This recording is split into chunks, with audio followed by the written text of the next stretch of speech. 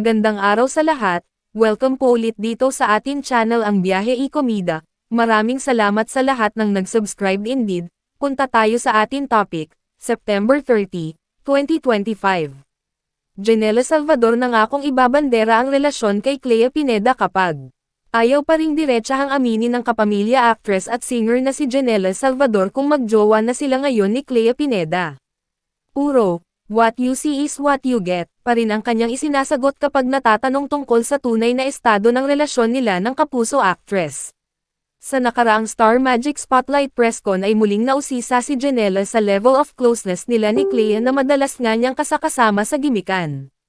May mga pictures pa nga sila ni Clea na kumalat sa social media na sweet kaya ang paniwala ng madlang people ay meron na nga silang relasyon.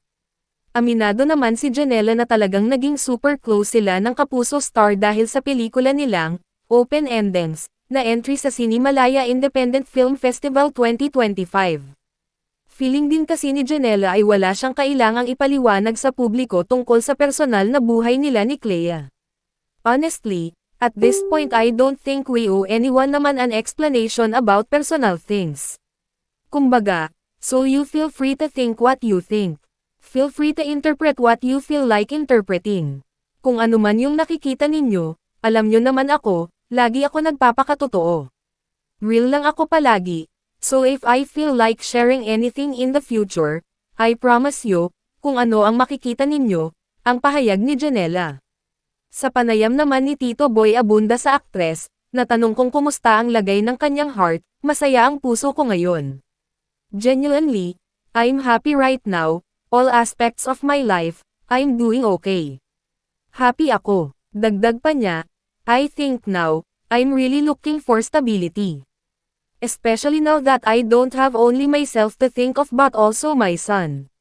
So if I enter any relationship, non-negotiable yun, kailangan sigurado ako, kailangan stable na siya, kailangan maayos, aniya pa. Sa Janelle, parang dahil nga dito sa film na to, nagkaroon ng issues between you and Clea. So paki-clarify lang kung is it part of the promo or may something na ba talaga? Diba? Para once and for all, ma-clarify. Diba? Baka part lang ng promo ng movie. Okay. Actually, na-clarify ko naman na both sides naman nakapagsalita na about it. So, I think there's nothing much to say anymore. And honestly, at this point, I don't think we owe anyone naman an explanation about personal things.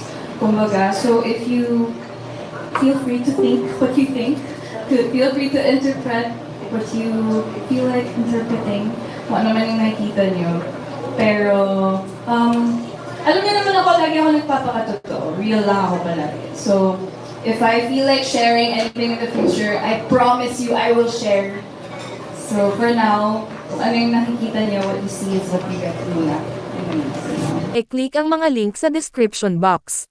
At yan ang atin Elgates Showbiz Chika Update for today. Huwag kalimutan mag-subscribe, i-click ang notification bell for more Showbiz Chika updates at suportahan po ang atin Facebook page. Maraming salamat sa lahat ng nag-subscribe indeed. Magandang buhay sa lahat. Adios!